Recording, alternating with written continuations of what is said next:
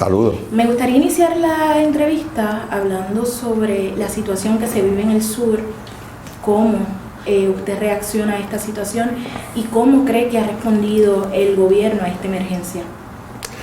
Son momentos bien difíciles, o sea, una situación sin precedente, por lo menos en más de 100 años.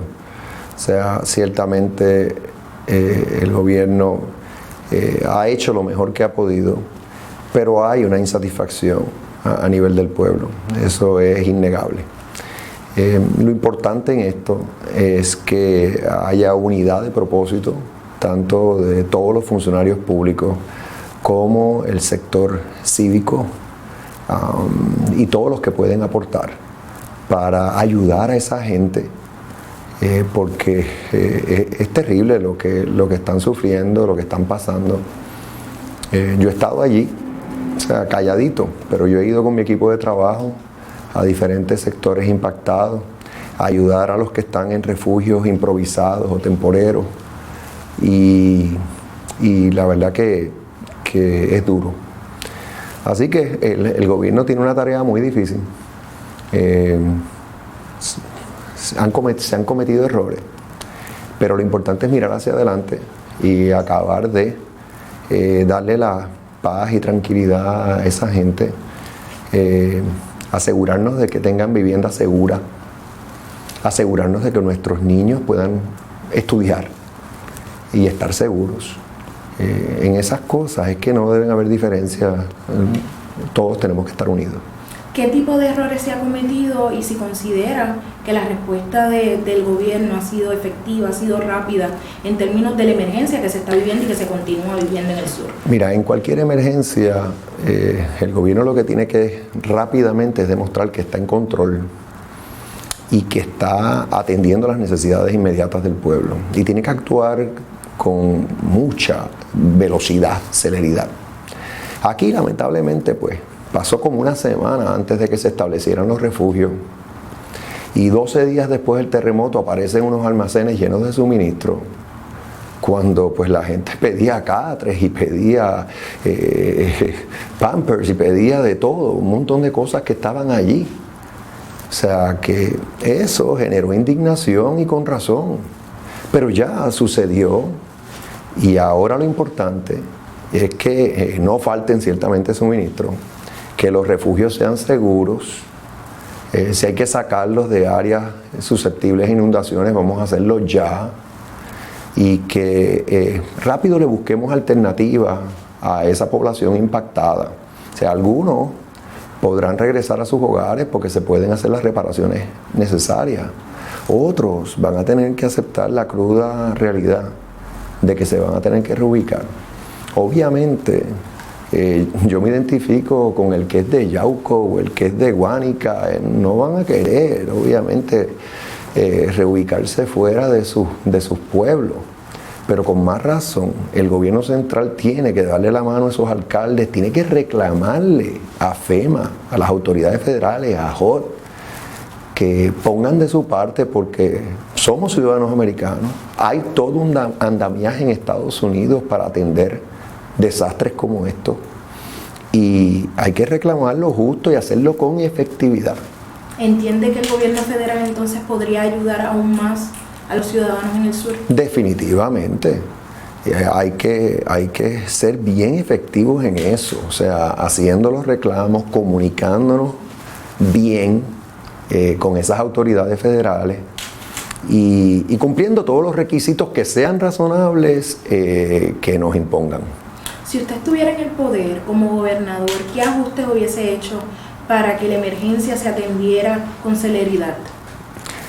Mira, obviamente yo no soy incumbente, o sea, y lo que sí yo te puedo decir es que yo siempre he sido una persona que me enfoco en la ejecución, en dar resultados, más que en estar hablando de lo que se va a hacer o no se va a hacer. O sea, estos son issues gerenciales. Aquí hay que gerenciar la situación efectivamente, administrar efectivamente, y eso tú lo haces a base de experiencia de vida, a base de experiencia administrativa, a base de conocimiento, a base de tu propio liderato que viene de tu trayectoria. Y ese soy yo. O sea, tienes que tomar buenas decisiones, pues ¿cómo tienes que ser? Tienes que ser sensible, prudente, pragmático. Si hay algo que me distingue es eso, o sea, esa es mi manera de ser, no es algo nuevo. Yo lo que traigo a esta posición, por eso aspiro a ella, es que tengo el servicio público en mis venas, para empezar. Y segundo, que soy como soy. Y el pueblo me conoce, los funcionarios de gobierno me conocen, de mi partido y de otros partidos, me respetan. Eso es lo que traigo yo. ¿Carece Wanda Vázquez de todo lo que acaba de mencionar? Yo no quiero juzgarla porque ella está en esa silla caliente. Yo me tengo que identificar con ella. Yo quiero que ella termine su mandato. Yo quiero que, corrija lo que tenga que corregir. Pero le deseo lo mejor por el bien del pueblo de Puerto Rico. Ella llegó ahí por circunstancias extraordinarias, no porque el pueblo la eligió. Llegó a administrar el gobierno por el resto del cuatrienio y todos tenemos que poner de nuestra parte. Por eso tú ves que hago los señalamientos que hago, pero lo hago con el mayor respeto y sensibilidad, porque obviamente reconozco que estamos en una emergencia y que no es fácil. Lo que tiene que hacer requiere que se concentre totalmente en eso y que motive a los servidores públicos a caminar la milla extra. En cuanto al manejo de suministros, la semana pasada trascendió el hallazgo de un almacén repleto de suministros en Ponce, muchos de ellos expirados, y a raíz de eso la gobernadora toma la decisión de sacar o pedirle la renuncia al comisionado del negociado de manejo de emergencias, Carlos Acevedo, a Glorimar Andújar, secretaria de la familia, y a Fernando Gil Enseñat, secretario de Vivienda. ¿Cuál es su reacción? En Twitter mencionó que había sido una persecución política o que la catalogaba así. Bueno, son diferentes temas. O sea, primero, sí, ya lo dije, o sea, de momento que aparezcan esos almacenes, tanto el de Ponce como el de Guaynabo, llenos de suministro. Algunos expirados, los únicos que estaban expirados es cosas como agua y leche, pero todo lo demás que había ahí, artículos de primera necesidad, no estaban expirados. Y era cuestión de, ¿qué es lo primero que tú haces en una emergencia? Si hay necesidad de suministro, inmediatamente lo atiendes, se cae de la mata. O sea, por eso es que hubo la indignación. Entonces, ya si el comisionado del negociado de emergencias médicas tenía conocimiento o no, divulgó o no la existencia de esos almacenes, dio el inventario o no de lo que había allí, yo desconozco, eso son cosas internas, yo no soy incumbente. De igual manera, ¿qué sabía la gobernadora o no sabía? Tampoco, yo desconozco, pero... y han tratado de explicarlo. Despidieron al comisionado. Entonces el comisionado ha hecho unas expresiones. O sea que esto es como, ahora lo importante es mirar hacia el frente. Hay un nuevo comisionado, pues interino, vamos a darle una mano, porque pues tenemos que mejorar en esta área. Entonces, la secretaria de la familia y el secretario de la vivienda, por lo que se ha visto luego de esos despidos, no tenían nada que ver con el issue de los suministros, era por otras supuestas razones. En el caso de la secretaria de familia, es porque aparentemente suspendió a una funcionaria, alta funcionaria, la directora de ATSEF, injustamente. Eso surgió, pero entonces resulta que ella dice que realmente la suspensión era por razones que, si es verdad, pues son razones importantes. O sea, que se estaba haciendo política de la distribución de suministros y que ella no se iba a prestar para eso. Si eso fue verdad, y eso habrá que investigarlo, pues había causa suficiente para pedirle la suspensión a esa funcionaria. Inicialmente en la Fortaleza niegan que se le pidió que revirtiera esa decisión y negaron que eso tuviera nada que ver con su despido. Supuestamente era porque no fue preparada una reunión. Pero después, y niegan que pidieron que se revirtiera esa suspensión. Pero entonces surge una comunicación del secretario de la Gobernación de que sí, que efectivamente se le pidió que revirtiera esa decisión. O sea, que eso todo queda ahí, eso hay que aclararlo rápido y mantener ese departamento operando como Dios manda, porque a fin de cuentas los trabajadores sociales vienen del Departamento de la Familia y si hay un área que se necesitan trabajadores sociales, hay en el sur. Entonces el secretario de la Vivienda es otra situación un tanto rara porque no tenía nada que ver con los suministros. Y entonces la explicación que dan es que hizo unas expresiones públicas criticando unos requisitos adicionales que impuso el Departamento de la Vivienda Federal para dar los $8,000 millones que están pendientes hace muchísimo tiempo para ayudar a Puerto Rico luego de María, del embate de María. Y pues sí, los señalamientos que hizo, básicamente todo el mundo está de acuerdo. ¿Cuál era el problema de decir que eran irrazonables esos requisitos? Ningún problema. Y lo hizo a la luz del día. Y ese funcionario tenía la mayor reputación en el gobierno federal. Si habían otras razones para despedirlo, pues no se ha dicho.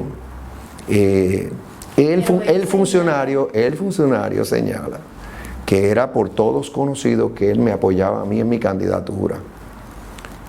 Como las explicaciones, pues, son las que he dicho, y como que son un tanto extrañas, pues, yo aquí, no hay casualidades en la vida.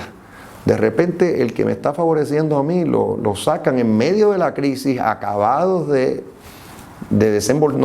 acabando el gobierno federal de decidir que va a desembolsar esos $8,000 millones.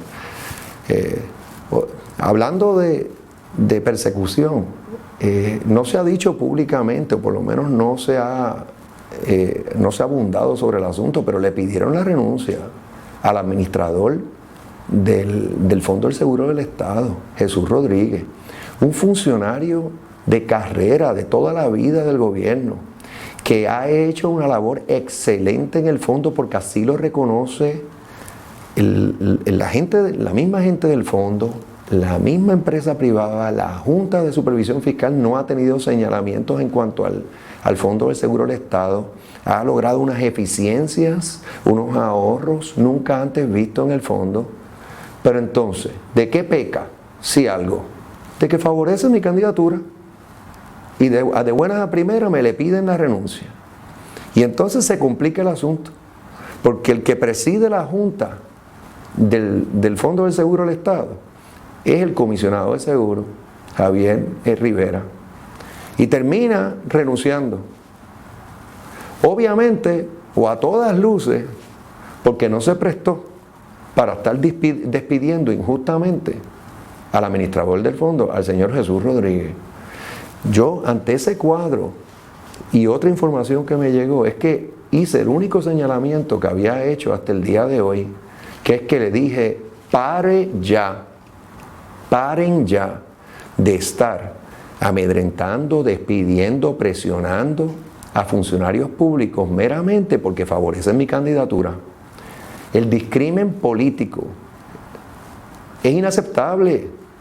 O sea, aquí no podemos estar discriminando contra los servidores públicos porque favorezcan a una persona o a un partido o a lo otro. Y en medio de una crisis, menos todavía.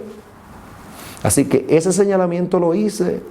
Yo voy a defender a brazo partido a los servidores públicos de Puerto Rico, porque se merecen respeto. Estos servidores que fueron despedidos por la gobernadora, ¿ha pensado reclutarlos en caso de que llegue a la gobernación? Yo no estoy en el proceso de estar reclutando a nadie para la gobernación porque tengo que tener el mayor respeto al pueblo. El pueblo es el que decide quién va a liderar a Puerto Rico.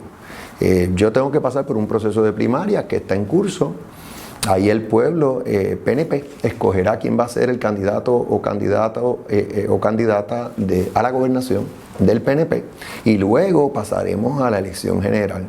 O sea que sería prematuro de mi parte y estaría fuera de lugar el que yo esté reclutando o haciendo ofrecimientos a personas para puestos algunos en una futura administración bajo mi dirección. En el caso de las primarias, ¿debe la gobernadora mantener esa candidatura?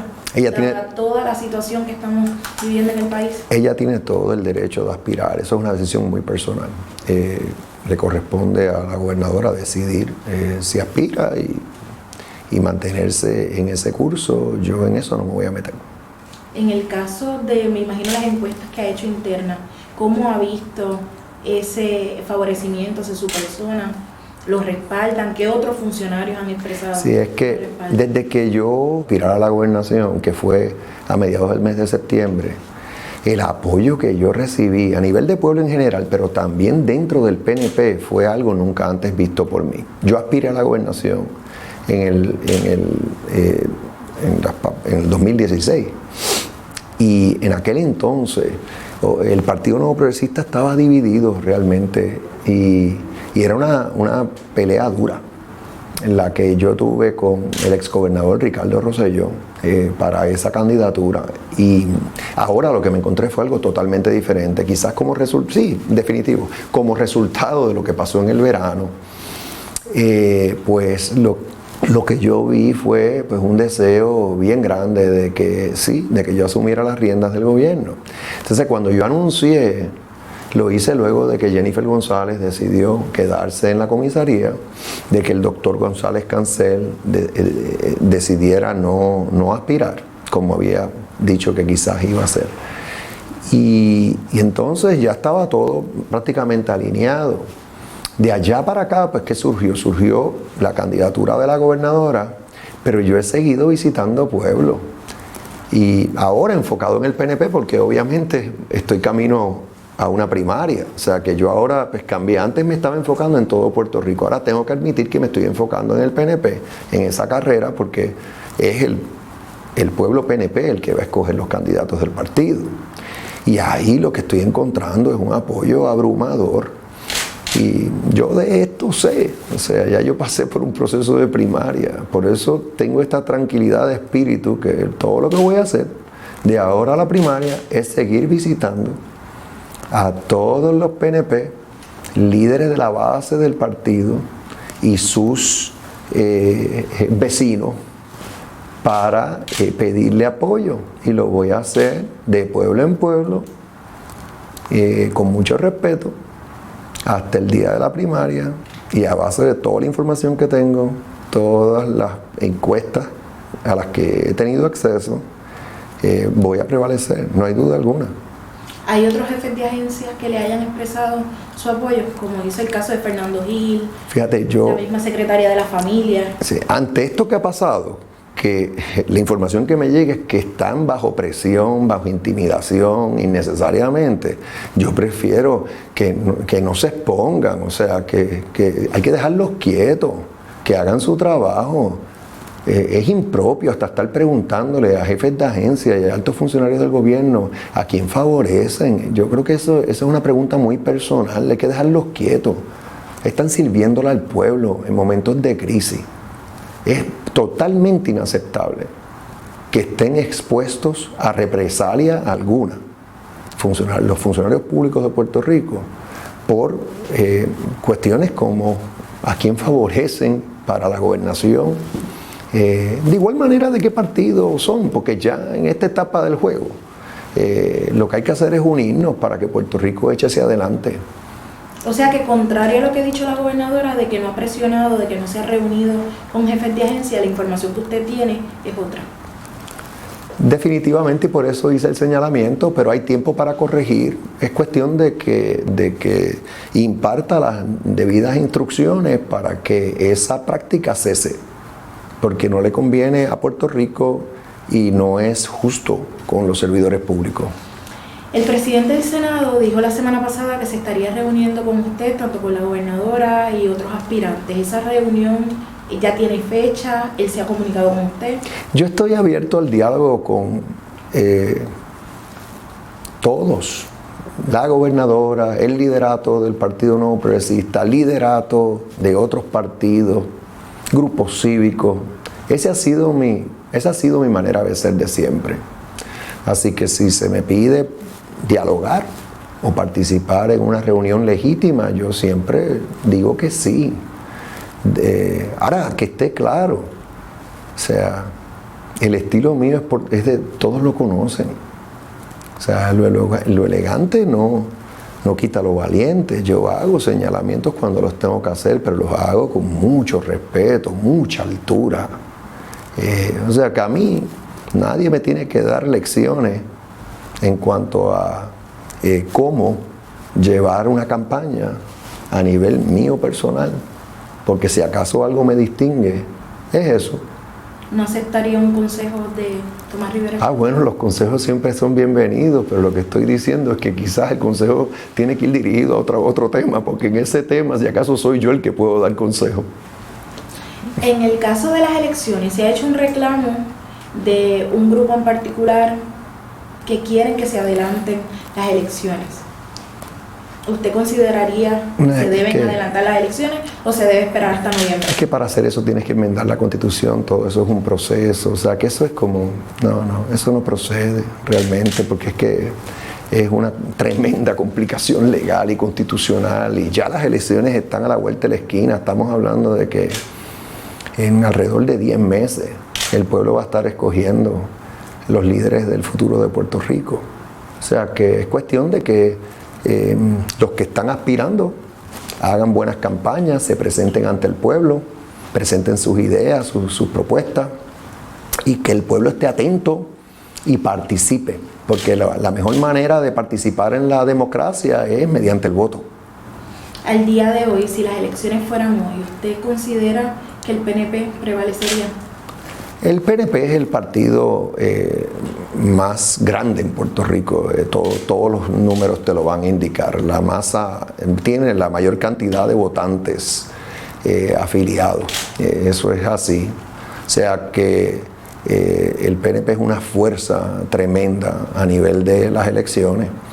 El otro partido que tiene un volumen menor de votantes afiliados, pero es una fuerza significativa, es el Partido Popular.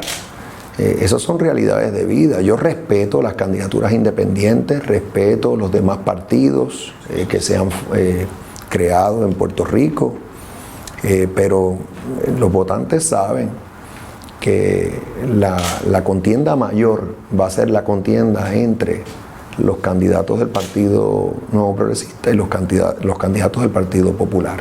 Pero para la situación del chat que todo el mundo conoce, y esta situación del gobierno administrado por Wanda Vázquez, donde se alega que no ha hecho o no ha atendido a la emergencia como se supone. En mi caso, yo estoy seguro que el pueblo me va a evaluar a mí por mis propias ejecutorias. ¿Pero esto le restaría votos al PNP? Bueno, es que a fin de cuentas el PNP va a presentar unos candidatos y el pueblo los va a evaluar a todos. Y en mi caso, si prevalezco en la primaria como entiendo que va a ser el caso, el pueblo me va a evaluar a mí a base de mis propias ejecutorias, como comisionado residente, como secretario de Justicia y mi trayectoria de vida. Yo estoy afiliado al PNP y con orgullo lo digo porque yo creo en la igualdad de derechos como ciudadanos americanos y creo en lograr el mayor progreso para Puerto Rico en unión con los Estados Unidos. Y eso es lo que me mueve a mí a estar en este partido. Pero a fin de cuentas, todos los candidatos tienen que presentarse ante el pueblo y ganarse la confianza del pueblo, vengan del partido que vengan. Y lo que ha pasado aquí, es decir, la renuncia de Ricardo Rosselló, pues eso le atañe al exgobernador. Y lo que ha pasado y el desempeño de la gobernadora le atañe a la gobernadora.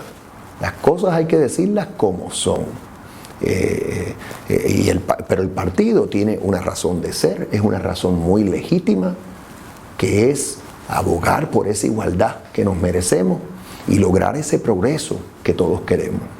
Hablando de igualdad, ¿es momento para que se lleve a cabo un plebiscito el día de las elecciones, dada toda la situación que se vive el país, más sumado al juicio político en contra de Donald Trump?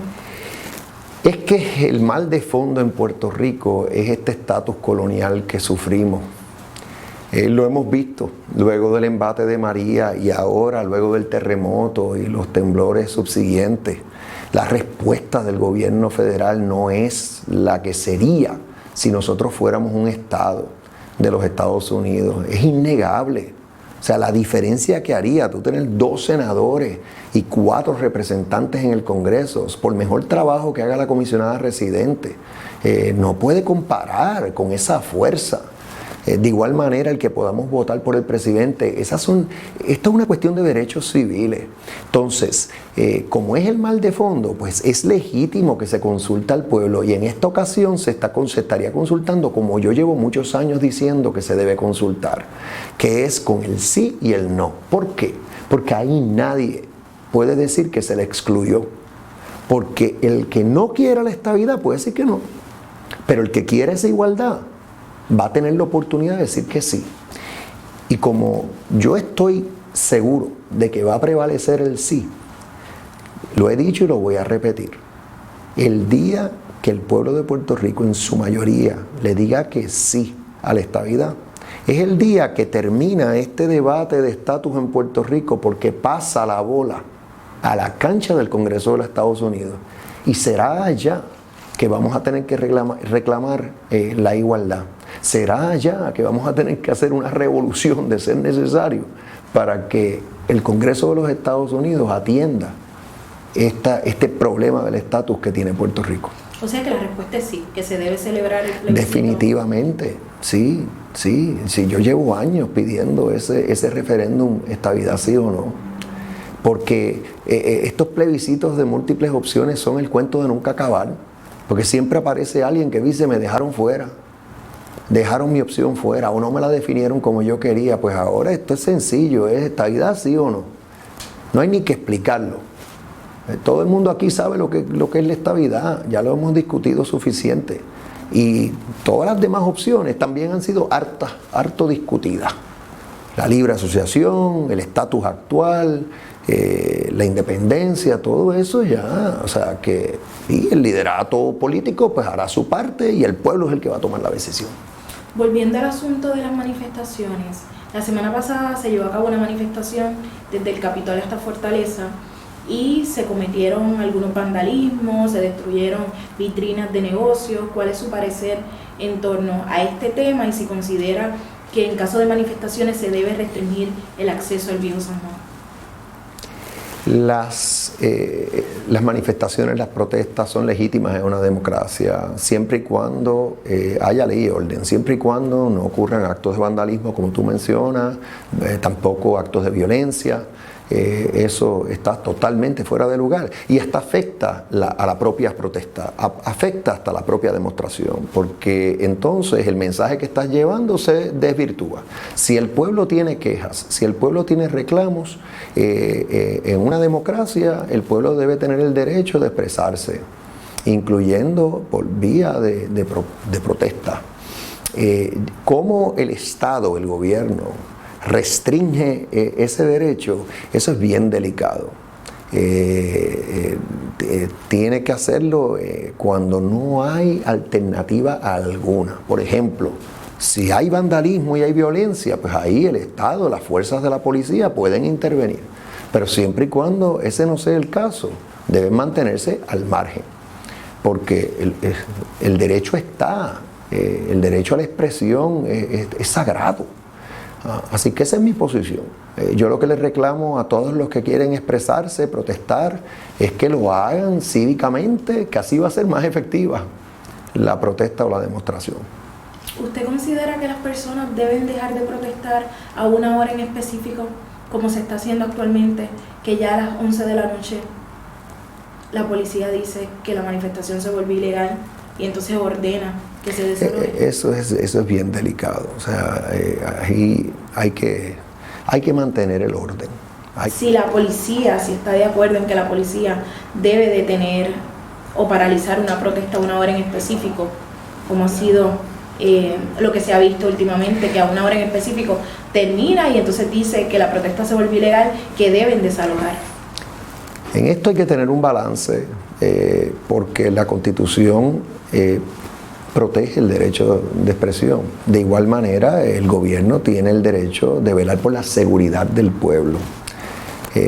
Mi parecer es que siempre y cuando la protesta sea cívica, la demostración sea cívica y no se esté alterando la paz, no se esté incurriendo en vandalismo, violencia, se debe permitir la protesta.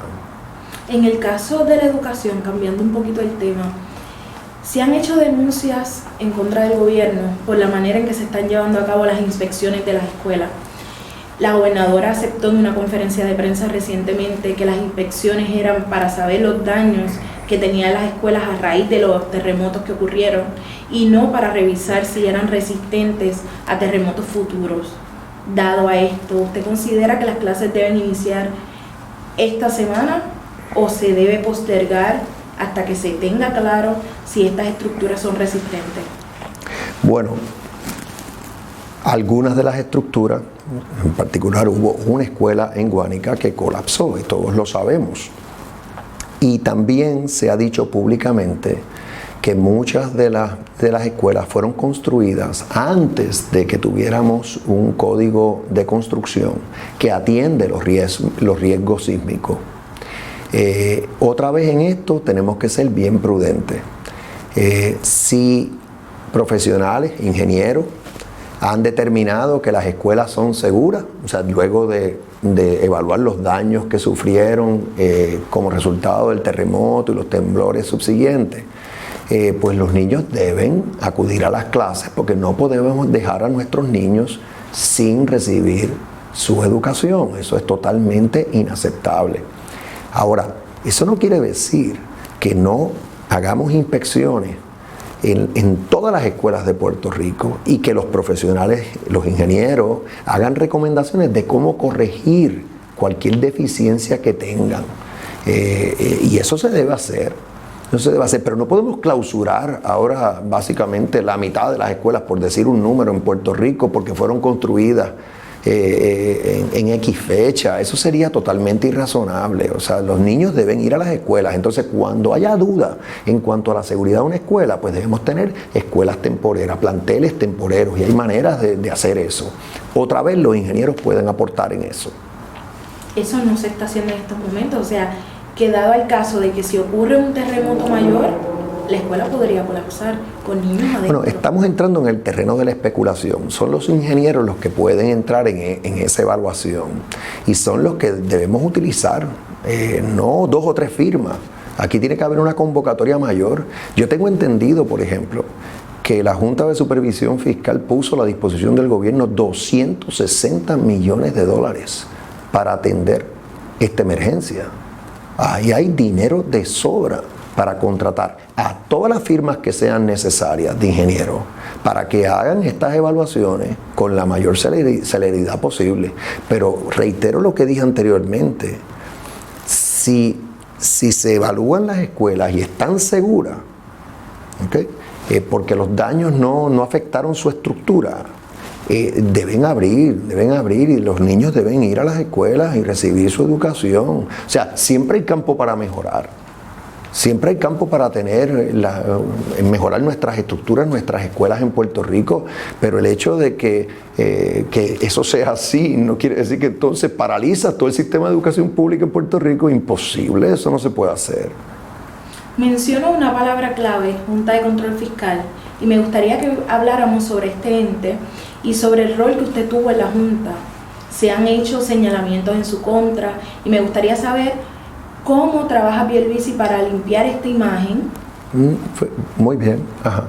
En el caso de usted que trabajó con la Junta y que se hace el señalamiento de que fue cabildero. O sea, sí, bueno, ¿no le afectaría en su carrera política? No, en lo más mínimo. en realidad, yo fui asesor legal de la Junta. Esa es mi profesión, la de ser abogado. Fue uno de los clientes del bufete donde yo laboré por muchos años, o sea, por 2 años y medio antes de regresar al ruedo político y a la vida pública. Y es al revés. Yo no tengo que mejorar mi imagen en ese extremo, es al revés. Ese conocimiento que tengo yo de la ley promesa, ese conocimiento que tengo yo de la Junta, el respeto que me tienen los miembros de la Junta, es buenísimo para Puerto Rico. Si el pueblo me favorece como yo estoy pidiendo, al revés, me tornaría un gobernador mucho más efectivo bregando con esa Junta, porque esa Junta nos las impuso el Congreso y esa Junta está aquí hasta que se cumplan unos requisitos que los establece la ley promesa. ¿Y quién mejor que este servidor para hacerle los reclamos que sean necesarios a la Junta? Yo ya he identificado 4 áreas en las cuales yo entiendo que sí, que la Junta tiene que corregir su curso. ¿Cuáles son? Primero, me parece que hay que hacerle justicia salarial a todos los funcionarios públicos, a todos los empleados públicos, porque están mal pagos y tienen demasiado trabajo y así no va a funcionar bien el gobierno. Así vas a tener un gobierno inefectivo, que descansa demasiado en consultores para hacer el trabajo que servidores públicos pudieran hacer a un menor costo. Segunda área, municipios. No podemos hablar de servicios esenciales y promesa, la ley promesa exige que hayan los recursos necesarios para que el gobierno pueda dar sus servicios esenciales, sin hablar de los municipios. Luego de los terremotos, luego de María, ¿quiénes fueron los primeros que dieron cara y salieron ahí a atender las necesidades del pueblo? Los alcaldes, los municipios. O sea, que la Junta tiene que asegurarse que los municipios tienen sus finanzas en orden, no al revés, no quitarle. No son los mal llamados subsidios, no. Hay que estar seguro que los municipios están en condición. La Universidad de Puerto Rico es la tercera área. Ya ha recibido enormes hasta el día de hoy. Yo lo que digo es que paren los recortes, que le den respiro a la universidad para seguir mejorando su administración y seguir logrando ahorros, eficiencias, pero no pueden seguir en esa ruta porque la universidad es indispensable para el futuro de Puerto Rico. Y cuarta y última área es que ya hubo aquí una reforma del sistema de pensiones principal en Puerto Rico en el año 2013, en la administración de García Padilla. Se congelaron todas esas pensiones y se cambió radicalmente el sistema de pensión con unos ahorros enormes. No hay necesidad de seguir cortando pensiones. Aquí como que se olvidaron lo que se hizo ya. Y esos son mis 4 planteamientos principales hacia la Junta. Y en este momento dado y en el futuro, si surge la necesidad de hacer cualquier otro planteamiento, lo voy a hacer. ¿Por qué? Porque yo soy abogado de profesión, pero yo dejé el bufete donde yo laboraba el 31 de julio del 2019. Yo no tengo atadura alguna, ni con ese bufete, ni con los clientes de ese bufete. Yo estoy libre para hacer todos los señalamientos que yo tenga que hacer. Y de igual manera, con el favor del pueblo, cuando sea gobernador. ¿Qué garantía puede tener el pueblo de que muchas de esas decisiones que tomó la Junta no fueron recomendadas por usted? Es que mi rol es el rol de un asesor legal. Quien toma las decisiones es la Junta y lo hace a base de sus propios criterios. O sea, yo no respondo por la Junta, jamás he respondido por la Junta, excepto que era uno de sus asesores legales. O sea que en realidad eso no es ni relevante, o sea, porque la Junta es la que tiene que responder por sus propias decisiones, no este servidor. Bueno, podría ser relevante en el caso de que si se reducen las pensiones, estamos hablando de personas que llegarían aún más a la pobreza porque el dinero que tienen no les alcanza, ni otras decisiones que ya han tomado la Junta, que sí tienen un efecto en el pueblo. Lo que quise decir es que no es relevante que yo fui asesor legal de la Junta en ese sentido. O sea, que el rol de un asesor legal no es el rol del que decide, no es la entidad. Eso no me hace a mí ser o responder por esa entidad. Los miembros de la Junta tienen que responder por sus propias decisiones, no yo. Yo fui asesor legal. ¿Cómo trabajaría para eliminar a la Junta de Control Fiscal? La Junta de Control Fiscal es una criatura del Congreso. Quien único la puede eliminar es el Congreso de los Estados Unidos. De igual manera, en la ley que la crea, se establece el mecanismo para que deje de existir. Y en arroz y habichuela tenemos que balancear el presupuesto de Puerto Rico por 4 años consecutivos, luego de pagar la deuda que tengamos que pagar. Y tener acceso nuevamente a los mercados y la Junta se va. Tan sencillo como eso. Si hacemos las cosas como Dios manda, en 4 años esa Junta se tiene que ir. Pero si el gobernador que sea no hace lo que tiene que hacer, entonces esa Junta puede terminar quedándose aquí por más tiempo, que es lo que no queremos. Aparte de eso, en el Congreso, cuando se aprobó esa ley, se aprobó con 2/3 partes del voto del Congreso, una mayoría enorme. Y no fue porque les agradó aprobar promesa, a nadie le agradó. Es porque no nos olvidemos que aquí el gobierno se fue a quiebra y estábamos a punto de un impago enorme y que iban a venir los acreedores y los buitres a cerrar el gobierno prácticamente, a congelar todas las cuentas, a embargar todas las cuentas del gobierno. Eso es lo que causó la creación, la aprobación de promesa. Y para el Congreso eso fue una pesadilla. O sea que el Congreso, yo estoy seguro que no quiere, la mayoría en el Congreso no quieren revivir todo ese debate en lo más mínimo. Aquí lo que tenemos que enfocarnos en lo que nosotros tenemos que hacer. En vez de estar enfocándonos tanto en lo que el Congreso pudiera hacer, que ya te estoy diciendo que la probabilidad es bien baja, por no decir inexistente, debemos enfocarnos en lo que nosotros tenemos que hacer para que esa Junta se vaya. Y yo sé qué es lo que hay que hacer para que esa Junta se vaya. ¿Qué hay que hacer? Balancear el presupuesto debidamente por 4 años consecutivos y poner la casa en orden desde el punto de vista, por ejemplo, de tener estados financieros auditados en un tiempo razonable para el gobierno de Puerto Rico, y ya está. Con que hagas eso, ya la Junta se tiene que ir. Por último le pregunto sobre las candidaturas en el PPD. Los contrincantes, que finalmente tenemos a la alcaldesa de San Juan, Carmen Yulín Cruz, el alcalde de Isabela, Charlie Delgado Altieri, y el senador Eduardo Batia. ¿Cuál es su parecer? Eso lo tienen que decidir los populares. Ellos van a tener que decidir cuál es su candidato o candidata. Yo lo que veo ahí es una contienda en la que yo no le veo futuro a Puerto Rico en manos de cualquiera de esos 3 candidatos por diferentes razones. Ese es un partido que ya no cree en la unión permanente con Estados Unidos. Ese es un partido que lo que está buscando es, si acaso, separarnos de Estados Unidos, cuando mira ahora. ¿Qué es lo que estamos haciendo? Reclamando más ayuda de Estados Unidos, no menos ayuda. Ese es un partido que no le da confianza al pueblo de Puerto Rico. Y pues, veremos cuál de los 3 prevalece. Pero esa no es opción. Ese discurso, ese doble discurso que llevan los líderes del Partido Popular es peligrosísimo para Puerto Rico. Lo que causaría es que no nos traten justamente en Washington, peor que ahora. Lo que causaría es que, si acaso, nos separen de Estados Unidos con todas las consecuencias que eso conlleva. Así que esa no es una opción. Gracias. Muy bien.